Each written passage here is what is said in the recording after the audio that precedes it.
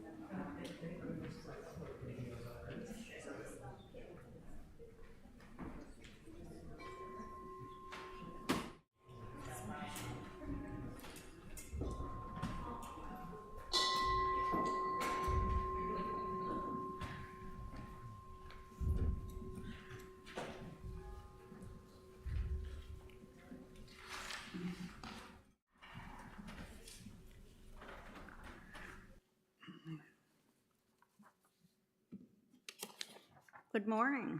Good morning. My name is Penne Beckett, and I'm a member of this church, and I'm also a member of the worship committee. We do all the Sunday services through the summer.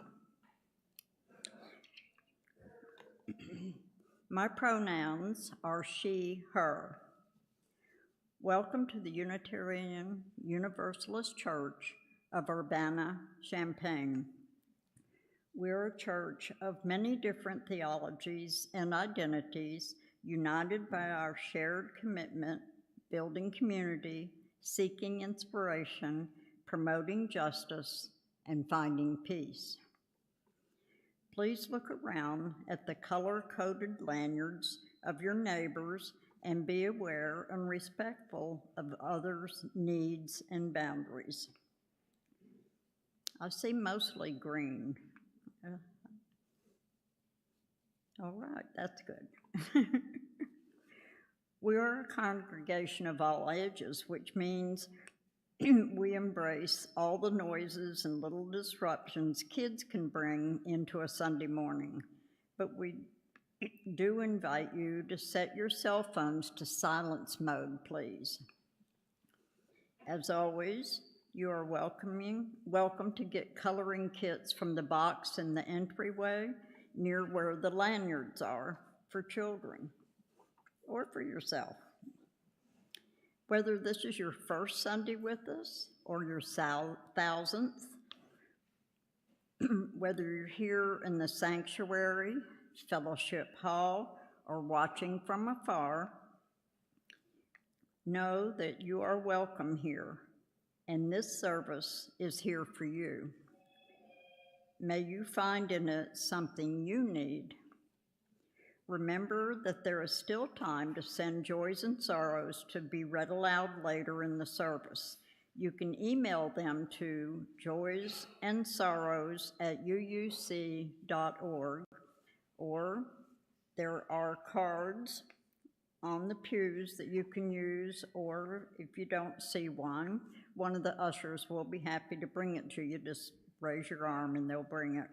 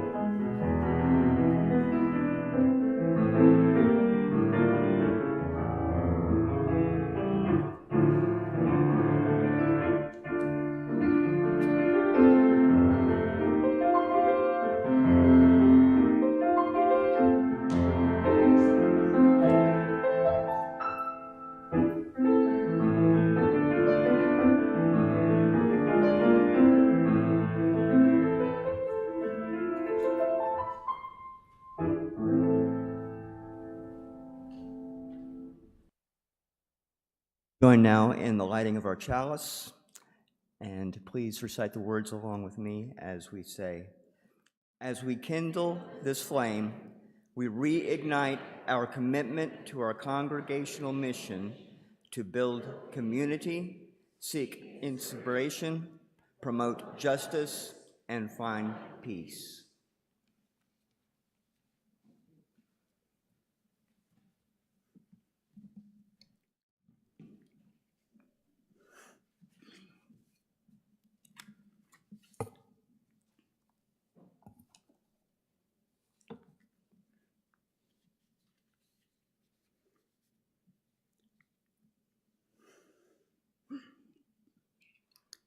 I'm first going to tell you about my brother and I, because this service is about my brother and I.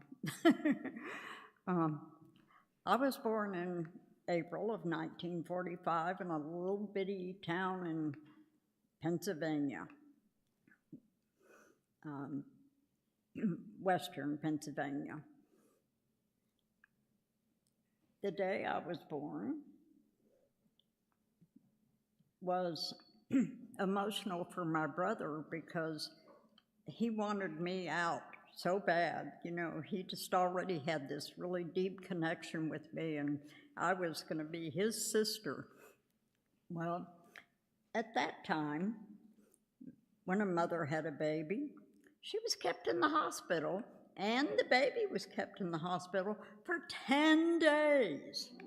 So my brother fretted because they wouldn't let him come to the hospital to see me. So he waited and waited. Well, the day that I was allowed to come home was a school day. Do what? It was a school day. And so my brother says, I am not going to school.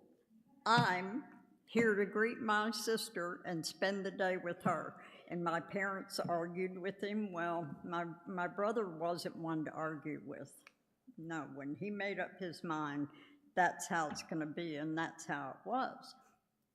So I came home, and he spent the entire day just cuddling me and loving on me, and that went on our entire life together.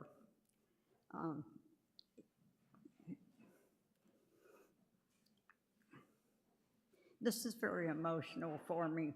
I've said this 1,000 times this week, hoping I wouldn't cry during this service, but I can tell you it's going to happen.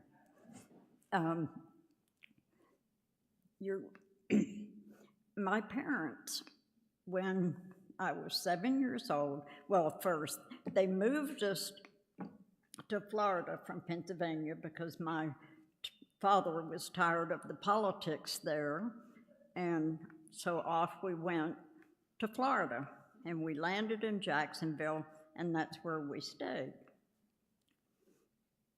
Wasn't good for my brother and sister because they were Yankees.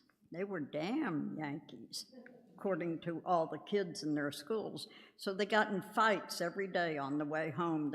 Somebody would try to beat them up, and so they'd fight back. So they really didn't have any friends. So who did they take care of when they got home? Me. And they decided, since I wasn't old enough to go to school, they'd go ahead and teach me. So they taught me how to read, they taught me the ABCs, they taught me everything you'd learn in first grade. So there I was. By the end of that school year, which was their second year in school there, they finally had made some friends, and my sister was very good at basketball, so she was definitely welcomed on that. My brother played baseball. He was on the honor guard. So great kids, right? Great life. But then, when I was 7, my mother and father got in a huge fight. Big argument, screaming and yelling. It went on for almost 5 hours. We were staying at the time in a 26-foot trailer, very small. So for the 5 of us, that was very crowded. We couldn't get away from the screaming and the yelling. Did neighbors call the police? No, I guess at that time, people probably just stuck to their own business and didn't get into your business. I don't know. Maybe they didn't hear it, but it was awfully loud. But my brother, we were all crying, very emotional. My brother just sat there hugging me, and we cried. Finally, my brother got out a shotgun. He didn't load it, but nobody knew that. But he told my parents, he screamed at my parents, if I hear one more word out of you, I'm going to shoot you. We're sick of this. They believed him. They shut up. They did not know there wasn't a bullet, but he didn't want to kill them, but he wanted them to shut up. So they shut up. The next morning, which wasn't too long after this, maybe a couple of hours. My dad left for work. My mother packed 2 bags, called a cab, and left. She went to, at this time we were in Daytona Beach. She left and went to Tampa where we had friends. But in this day and time, people didn't want to get involved in a marriage, right? They didn't want to get involved in your problems. So she wasn't sure if these people would even take her in. So she didn't take me, she didn't take my brother. She left us there because we still had several months left of school. And when my father told her when the school was over that she could have us. Well, that was a lie because he immediately went to an attorney and said that she abandoned her children, so he got custody. But he was an alcoholic, so he stayed drunk all the time. He was a working alcoholic, but he hardly ever came home. He came home on the weekend and gave my brother and I lots of money, you know. He'd take us someplace. He'd come by and visit us sometimes during the week, but mostly it was just my brother and I. My sister had moved into a rooming house by the high school because she was, at that time, a junior in high school. So she still had another year of school. So there we were, living alone. But my brother took very good care of me. He was the best parent I ever had. He really took care of me. He made sure I went to bed on time. He made sure I took a shower. He made sure that I ate breakfast. He made sure that I had money for lunch at school. I mean, he just did everything a parent would do. After school, I got home before he did. That was fine. But after he got home, anywhere he went, I went. He took me with him. All of his friends. They'd go to the Y to go swimming. Well, I couldn't go in there, I'm a girl. So they would take turns sitting outside with me. That way my brother, everybody got to swim, but they'd all have their time to go out and sit with me. Great. I loved it.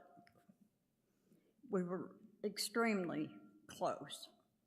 When I was, after I married, and I moved to Texas, guess who took his family and moved to Texas? My brother, of course.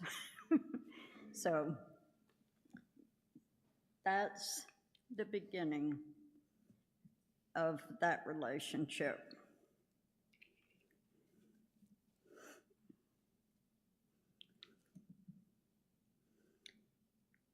And now for our opening hymn, Tanya.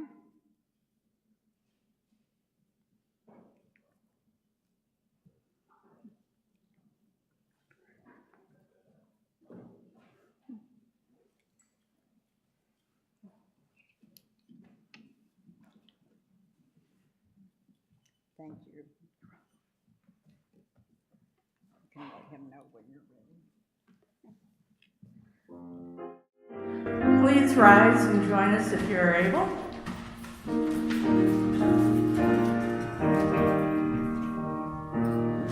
We would be one as now we join and sing our hymn of love to pledge ourselves anew to that high cause of greater understanding.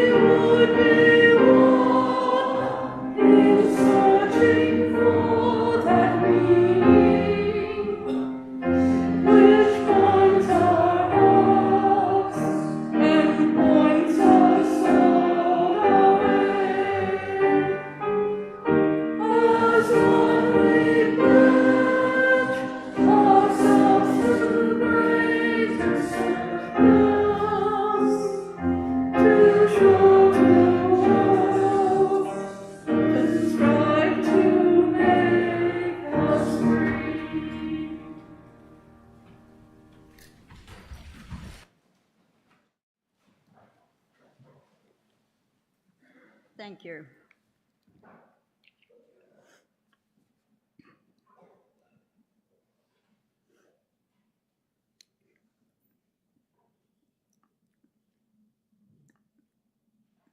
And now we'll have our blessing song.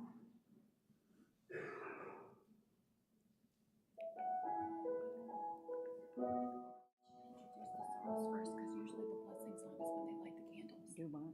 Usually the blessing song is when they light the candles. Do we not want to introduce joys and sorrows first? No. So I'm doing it now.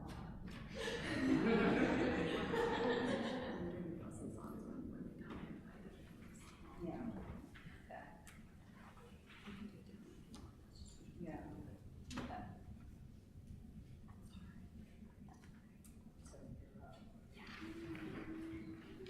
Oh, I do. It's no problem. All right. Each Sunday here at UUC UC, we make space to share the joys and sorrows closest to our hearts.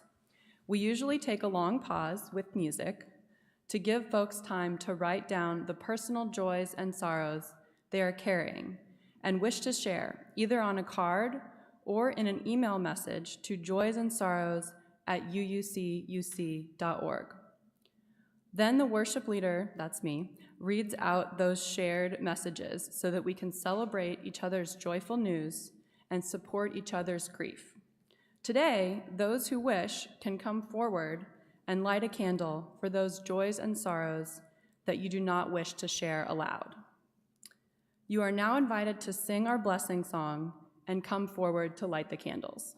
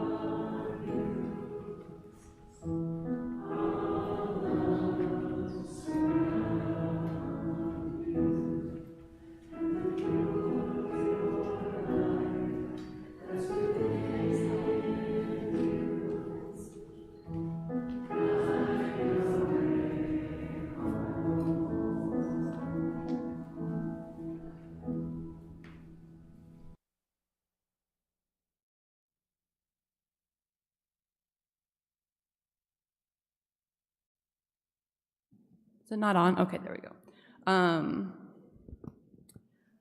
This is from Carla Peterson.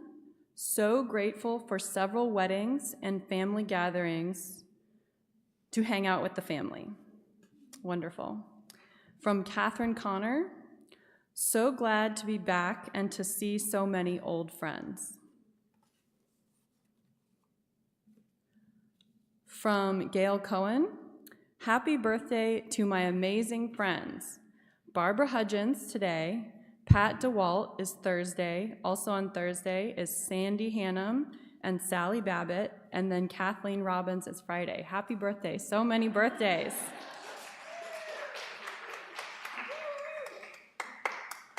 And then from Angie, Penne, thank you for sharing your story. It takes a great deal of courage.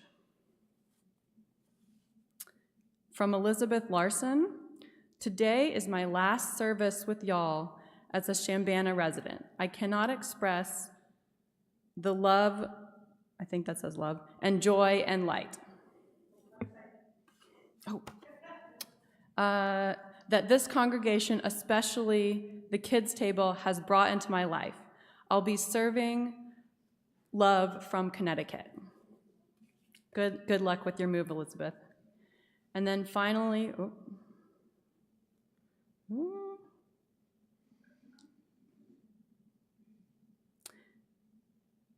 and then a sorrow. Please hold my daughter, I hope I'm saying this correctly, Rainier, in your hearts today. She is battling through her 14th year and has hit a bumpy patch. And then from the Milan Bell family, we are happy to be joining today after a lot of summer travels, and we're overjoyed to share that we will finally be adopting our daughter Maria on July 31st. Congratulations. Thanks to everyone for sharing your joys and sorrows. I know that we all carry joys and sorrows in our hearts that have not been shared aloud.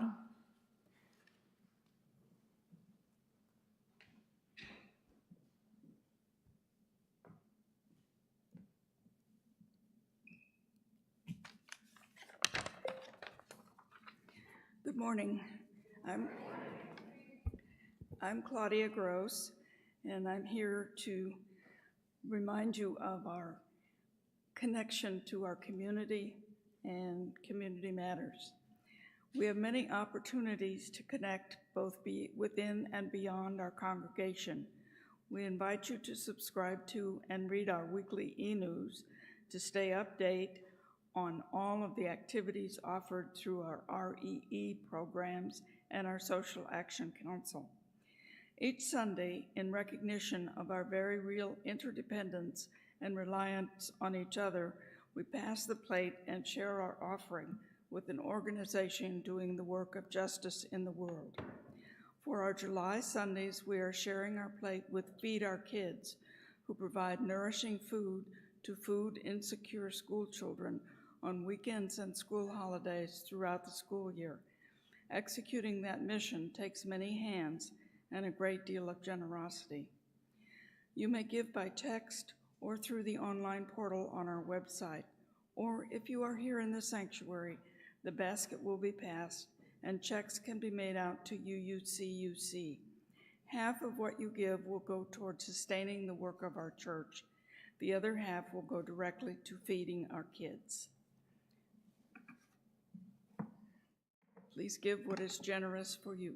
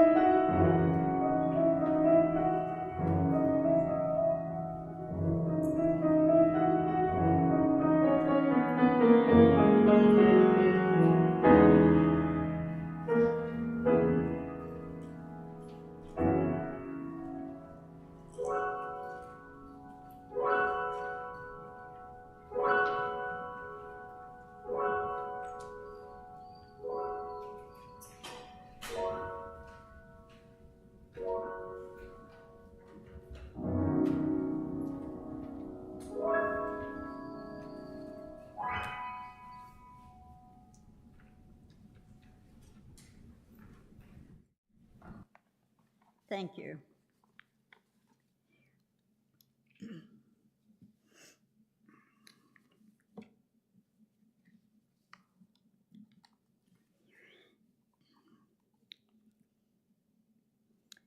You're invited to let your curiosity and wonder take center stage.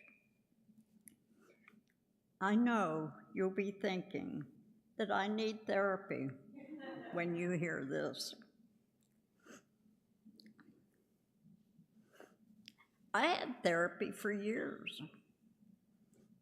Spike, my brother, his death never came up.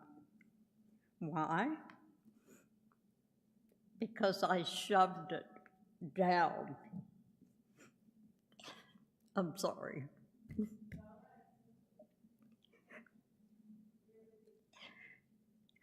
I'm trying to bring it up, but I shoved it down. Every time a thought would come up, down it went.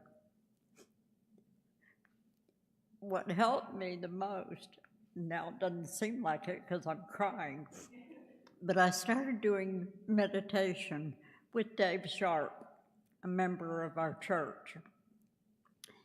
We had to do it online, I think, wasn't it, during pandemic, at the beginning of pandemic. And it was really good because then my brother's birthday, which always was my saddest day, I ignored the day of death, but his birthday, I would cry all day, off and on. So one time, I called Dave, and he had me breathing, which I need to do now.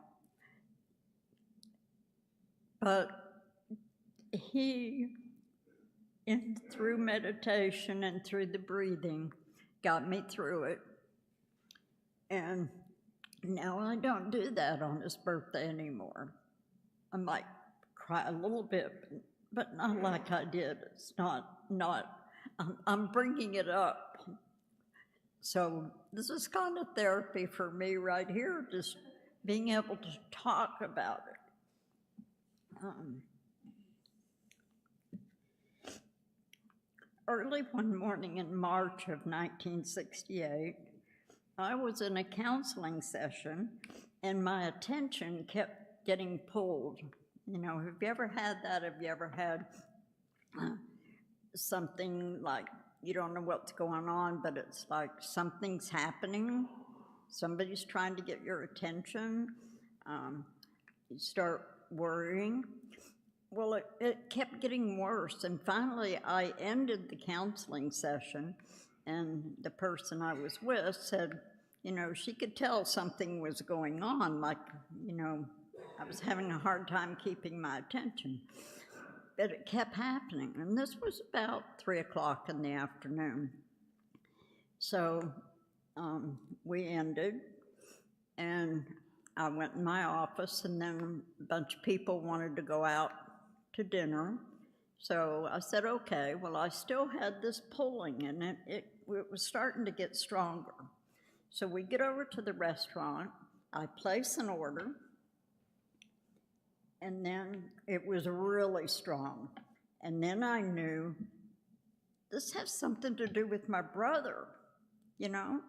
I don't even know where Spike is, because a week before this, we'd had a big argument. He came over to my house, and he was really mad because I said that we were spiritual. He said, we're this hunk of meat body. And we argued and argued and argued about it. Finally, he just left mad, right? Because I wouldn't listen to him, and all my life I listened to him. We had never, this was our first argument. We had never had an argument or a disagreement like that. I mean, it was just, that was it. So this was that argument happened a week before I started having this going on. But, you know, you just get these feelings. But after after I placed my order, then I canceled it. And I said, I've got to go. I know this is about Spike. So I went out, got in the car. I had two young girls that I was caring for because their father was out of town working. So I went to the house, got them, told them, okay, you don't have to go with me, but if the older one stayed, then they could both stay home. But if the older one wanted to go, they both had to go. Well, they both wanted to go with me. They could feel the energy around me. And so we get in the car. This is in Dallas, Texas, and my brother was in Fort Worth. He had just moved. I didn't know where. When you moved back in those days, you got a new phone number. It didn't follow you. We didn't have cell phones. So I didn't even know if he had a phone yet. I tried to find that, I couldn't. So I decided I would go to his best friend's house. So off we went, driving. It was probably a little over an hour from where I lived to where Dan was in Fort Worth. So we're driving along, and all of a sudden, there's this vision in front of me. It's like I'm sitting in a drive-in theater with a movie going on. I mean, it was just this vision. And the kids saw it too. I mean, it was really strong. And it was my brother. He was sitting in a bar. He'd just gotten off work. He was sitting in a bar, having a beer. And it's a really famous bar. It was, the bar was on that show, Texas Rangers, if you ever watched that show. So it was a really famous bar. And he's sitting there, he's drinking. Well, this guy sitting next to him started loudly arguing with the guy sitting next to him. They were arguing really loud. And my brother turned to the guy and he says, "Why don't you take your fight outside?" And the guy turned on my brother, and he had a gun in his hand. My brother did not know that. He turned like this with the gun, and he shot him twice in the chest. So I said, "Bubba, you can fix this, you can fix this." And he showed me what his life would be like, just sitting in a chair, drooling, not really being conscious of anything. So that's not a life. Then I see him in the ambulance, and there's two guys working away on him, and he died.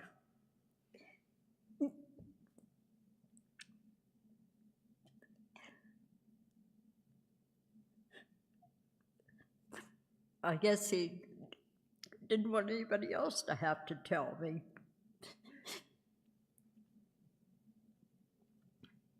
So I had pulled off the road while this was happening.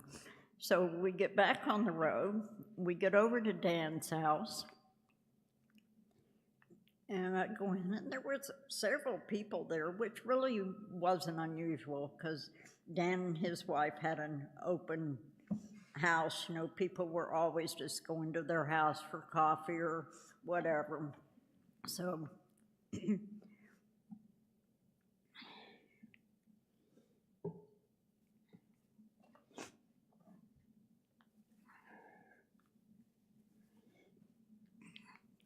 So I get in, and he says, "Why don't we go in the kitchen?" I said, "Okay." Well, he looked really worried. So we go in the kitchen, he pours me a cup of coffee. We sit down at the table, and he's nervous. And I said, "Dan, you don't have to tell me that Spike was killed." And he says, how did you find out? I mean, it just happened, about a half hour ago. How did you find out? Did somebody call you?" And I said, "No," and I told him the story about my trip there and the visions that I had. He was actually relieved that he didn't have to tell me.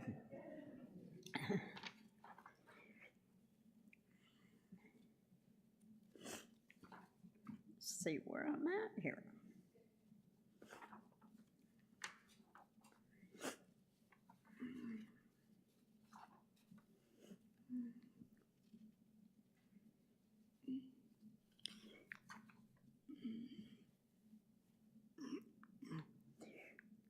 So, have any of you ever had anything like that? Have you ever had a feeling that something was going to happen and it did? I read recently about a woman who started getting worried about her husband. She called, he didn't answer the phone, and she left work and went home, and he was working on his car, and it had fallen on him, and he was under the car. So she screamed, got a neighbor over there, called 911, and they got him out. If she had not arrived when she did, he probably would have died. So, no, you know, I hear stories like this all the time. So, thank you for listening to my story.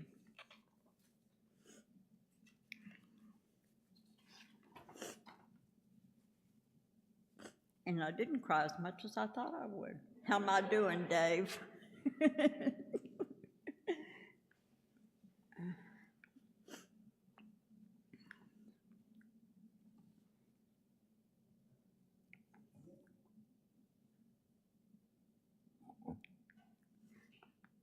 I'd like now to bring up Julia and Johnny.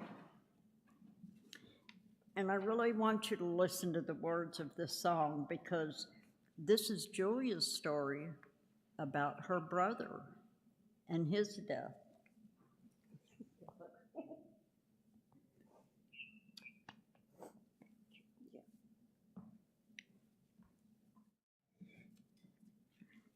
It's called Star Time.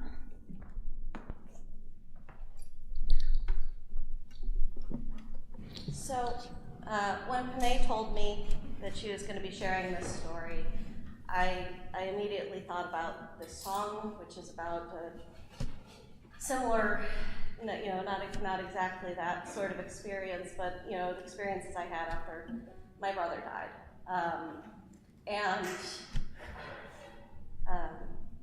I've heard it said that grief is love with nowhere to go, and that was not my experience. It had somewhere to go. And for me, it was the experience of two people learning to live on opposite sides of death, which is a surreal feeling. So this is a song about that.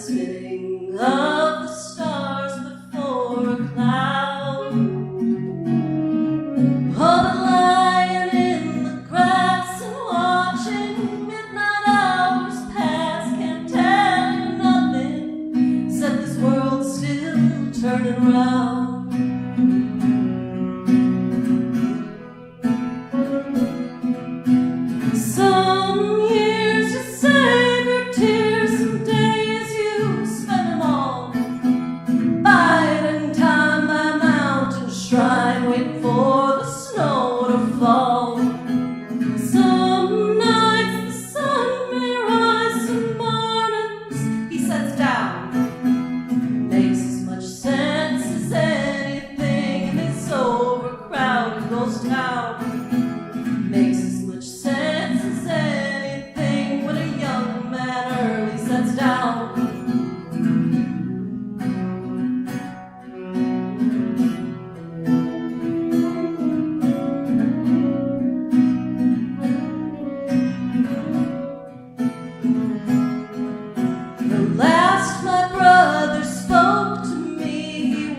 just 1 week dead, and I thought I might be headed off his way. And so he softly sang to me as I shivered, wept, and heaved. But when the fever broke, his spirit could not stay.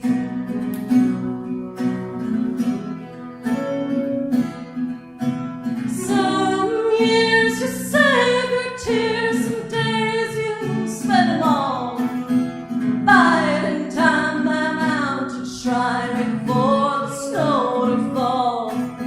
Some nights the sun may rise, some mornings he sets down. Makes as much sense as anything in this overcrowded ghost town. Makes as much sense as anything when a young man early sets down.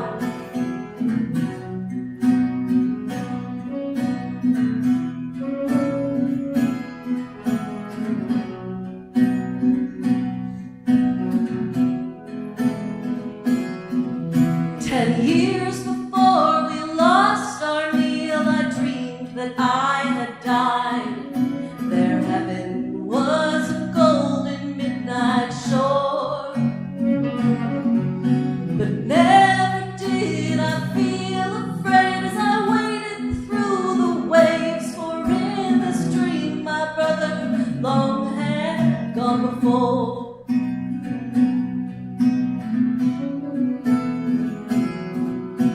Some years you save your tears, some days you spend them all biding time by mountain shrine, waiting for the snow to fall. Some nights the sun may rise, some mornings he sets down. Makes as much sense as anything in this overcrowded ghost town. Makes as much sense as anything when a young man early sets down.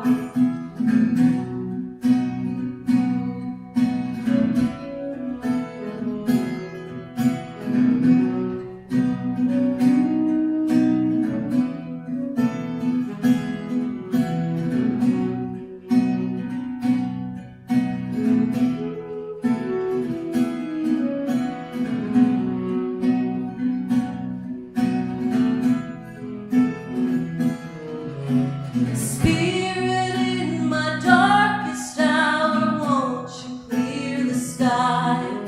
For I've been living half inside a dream.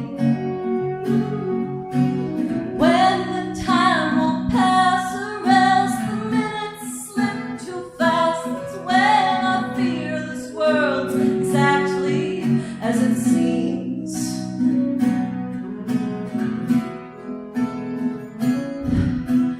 Some years you save your tears, some days you spend them all biding time by mountain shrine, waiting for the snow to fall.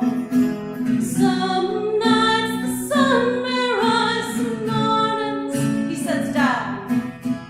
Makes as much sense as anything in this overcrowded ghost town. Makes as much sense as anything when a young man early sets down. Makes as much sense as anything in this overcrowded ghost town. Makes as much sense as anything when a young man early sets down.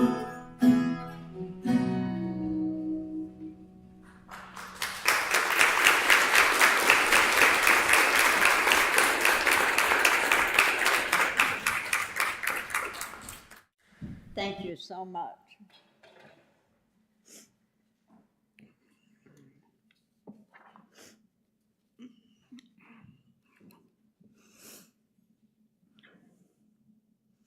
I want to thank all of you for sitting here and listening to me.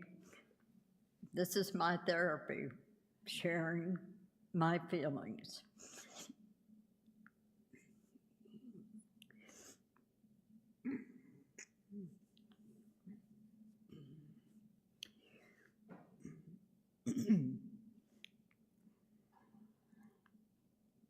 gain some composure here.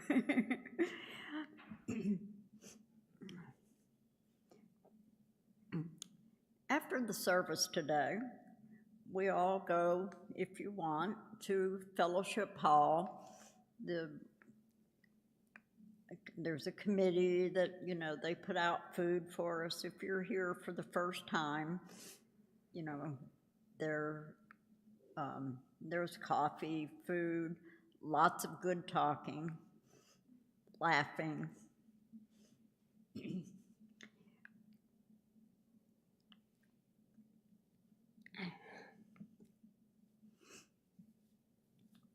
Thank you.